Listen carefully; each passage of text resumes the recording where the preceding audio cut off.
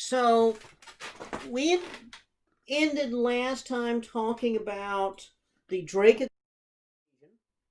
equation, sometimes called the Greenbank equation, which was an attempt at estimating how many civilizations are out there. Really, the equation was not really a serious attempt to do that. The equation was really, just a ballpark thing that Frank Drake came up with to sort of see, well, how would I organize this conference to even discuss the search for intelligent life? Depending on, and we only know the first term, R, the rate of solar type star formation. That's one. The other terms we kind of guess at, and depending on how you guess, you get widely disparate numbers here. You can get either a galaxy filled with extraterrestrial life, or you can get a galaxy that's very sparse in life. And so we kind of don't really know. And so it could be one or it could be the other. We might be the only evidence of intelligent life that's currently in the galaxy, or there may be some others out there, but they may be very far away, and so unlikely to actually interact with us. Frank Drake also said, well, how do we actually find them? Because our atmosphere blocks a lot of radio signals. The intergalactic medium blocks the galactic intergalactic space, the interstellar medium, that blocks a lot of radio signals too. And so he said, what would be a good place to look? And he realizes that water, which is almost absolutely essential in a planet's atmosphere, blocks a lot of radio signals that are at too high of frequencies. Okay, and the other problem is that there's too much background radiation noise at lower frequencies, and so there's this range of frequencies here. Now that's a huge range of frequencies in there, and your radio receivers are designed to look at one frequency at a time, and so you can't really listen to all that. So he kind of got to thinking about it, and he said, well, water's essential. Aliens will know that water's essential. And so there's certain frequencies that you get from hydrogen and certain frequencies you get from OH, hydroxyl. And so HOH, this is like another way of writing water. So he figures that most aliens, if they wanted to be heard, would be broadcasting signals in that little range of frequencies right there. And so most radio searches for extraterrestrial intelligence are looking for intentional signals broadcast in that band. Now, that's not the sort of frequencies that you would be using necessarily for communication or things like that. You might, but you might not, and so you might be using other frequencies for radio communications or things of that sort. And so, for example, cell phones are way up in this range up here or higher. Okay, in fact, at most way higher than that. Okay, and so but these are fairly low frequencies that we're not likely to be using for communication. AM radio is in this sort of band in here somewhere. Okay, but other than that, this is not very well utilized, and so you typically broadcast in those frequencies to be intentional heard. Okay, now the problem is that space is really big, and so the distances are huge. So if we did detect a signal, that signal was probably sent out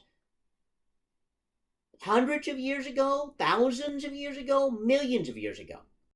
And so even if we respond to it, it's gonna be equally long until the signal got back. So you can't really do a communication. Okay. There have been attempts here to listen. Ohio State actually had this giant radio telescope that did pick up a weird sort of signal. They call it the wow signal. It was never repeated. And that signal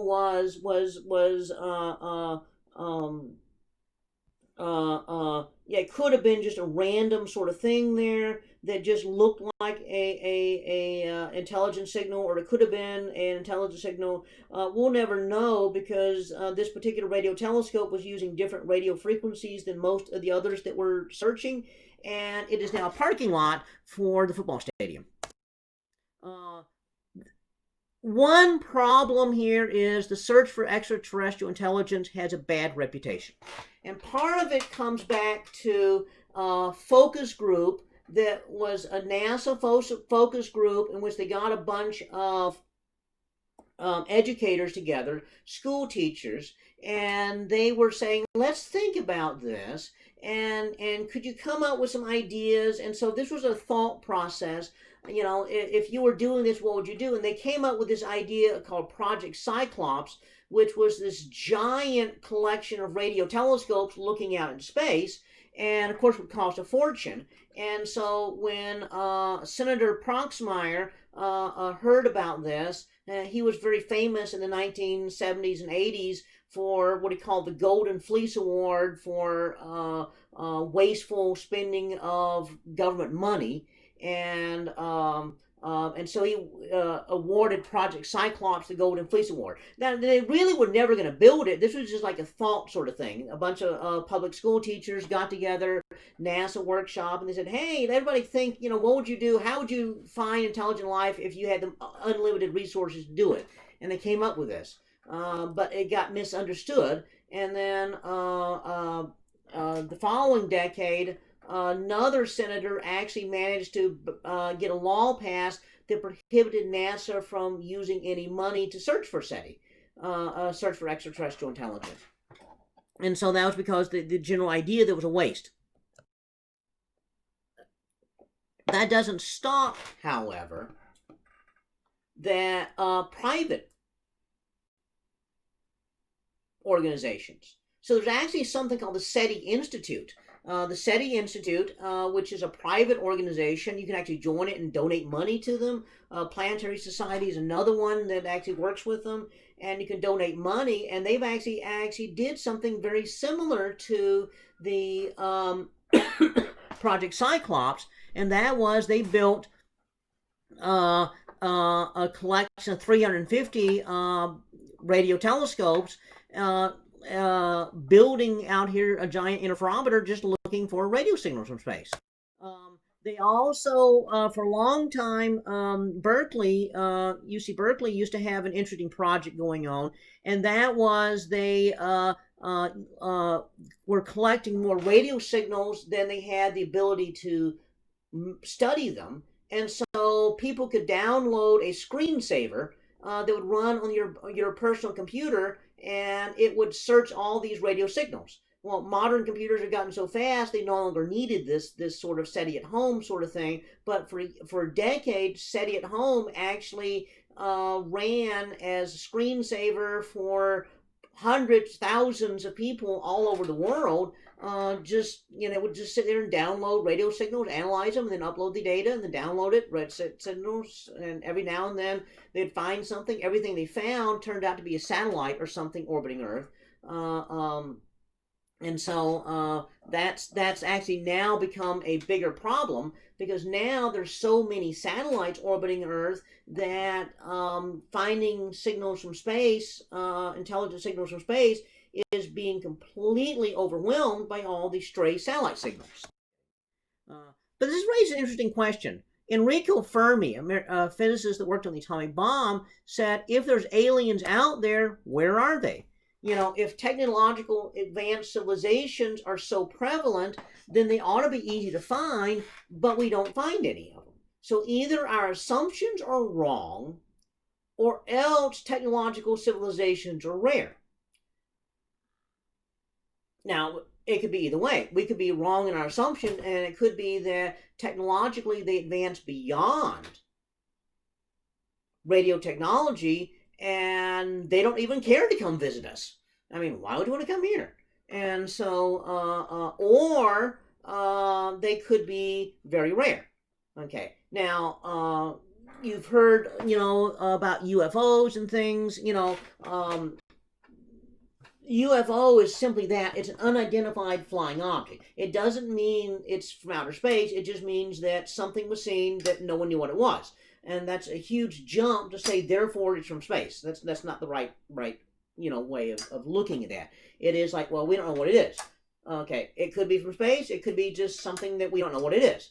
And in 99.999% of the cases, they actually able to figure out what they are, and it turns out to be something pretty. Okay.